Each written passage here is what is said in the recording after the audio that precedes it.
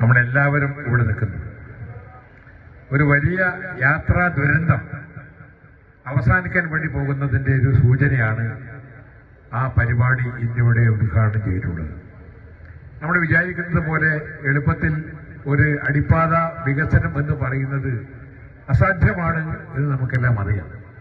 നിരവധി സർക്കാരുകൾ വന്നപ്പോൾ തന്നെ ഈ അടിപ്പാത ഉണ്ട് എന്ന് നമ്മൾ കാണണം. ഒരുപാട് ഗവൺമെന്റ് വന്ന് മാറിപ്പോയി. കേന്ദ്ര ഗവൺമെന്റ് മാറിപ്പോയി. ഇവിടെ ഒരു വിഷയം തുടങ്ങുമ്പോൾ റെയിൽവേ ഒരു ഭാഗത്തുണ്ട്, ഒരു ഭാഗത്ത് PWD ഉണ്ട്, ഒരു ഭാഗത്ത് പബ്ലിക്സ് ഉണ്ട്, അതായത് ജനങ്ങളുണ്ട്. ഇപ്പൊ കട പൊളിക്കുന്നു പറഞ്ഞില്ല, അതുപോലെ ഇവിടെ ഇപ്പോൾ ഭാഗ്യവശാൽ ഒരു കടയെ പൊളിക്കേണ്ടി വരുന്നുണ്ട്. അപ്പൊ അങ്ങനെയുള്ള ഒരു സാഹചര്യത്തെ അതിജീവിച്ചുകൊണ്ട് അവസാനം ഇതിന്റെ പന്ത് നമ്മുടെ പ്രിയങ്കരനായ MLA കയ്യിലേക്കാണ് വന്നത്. ഞാൻ ഈ MLA പരിപാടിയിൽ ഞാനൊരു കോൺഗ്രസിനെ പ്രതിനിധീകരിക്കുന്ന ഒരാളാണ്. അദ്ദേഹത്തിന്റെ രാഷ്ട്രീയത്തിന് അതീതമായി പ്രവർത്തിക്കുന്ന ഒരാളല്ല ഞാൻ. പക്ഷെ ഇപ്പൊ ഈ അടുത്ത കാലത്ത് എനിക്ക് ഇദ്ദേഹത്തിന്റെ പരിപാടി കൊണ്ട് നിരന്തരം പരിപാടിയാണ്. കോൺഗ്രസിന്റെ പ്രതിനിധിയായിട്ട് എന്നെയാണ് അധികം വിളിക്കുന്നത്.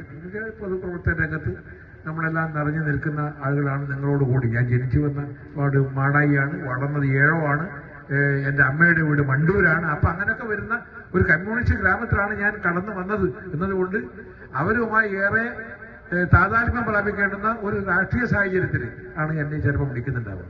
ഞാൻ സത്യത്തെ ഇയാളുടെ കൂടെ നിന്ന് മടുത്തു.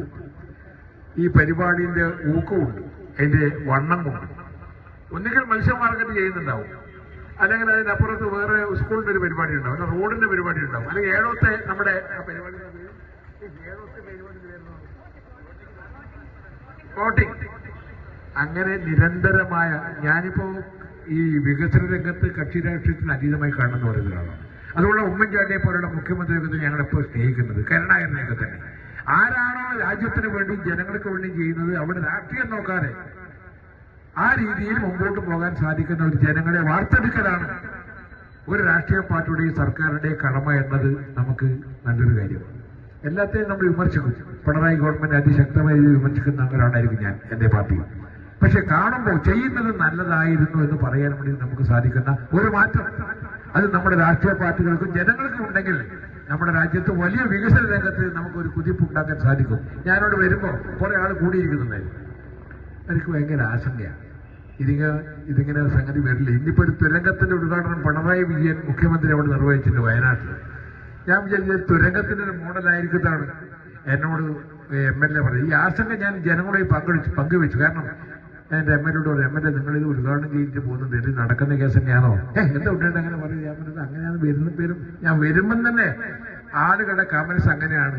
ഇപ്പൊ അയാൾക്ക് കൈക്കോട്ടും മുക്കോട്ടും കൊടുത്ത് ഇത് തുറക്കാകയില്ലോ എന്നാ തുറന്ന് കാണിച്ചു കൊടുക്കുകയായിരുന്നു. അങ്ങനെ ചെയ്യുന്നൊരു പണിയാണ്. ഇപ്പൊ റെയിലിന്റെ താഴെ എല്ലാം പൊട്ടി വീണ്ടും ഉണ്ടാവേണ്ടി വരുവാനോ? അപ്പൊ അതൊന്നല്ല, യാഥാർത്ഥ്യമാകുന്ന ഒരു പരിപാടിക്കാണ് നമ്മുടെ ഇന്നിപ്പം MLA രൂപം കൊടുത്തിട്ടുള്ളത്. അദ്ദേഹത്തെ എത്രമാത്രം പ്രശംസിച്ചാലും മതിയാകില്ല. ഈ കല്യാശ്ശേരി നിയോജകമണ്ഡലത്തിലെ വികസന രംഗത്ത് അതിശക്തനായ ഒരു MLA ആണ് വിജിൻ എന്ന് നമുക്ക് കാണാൻ സാധിക്കും. എന്റെ MP ഉണ്ട് ഉണ്ണിത്താൻ.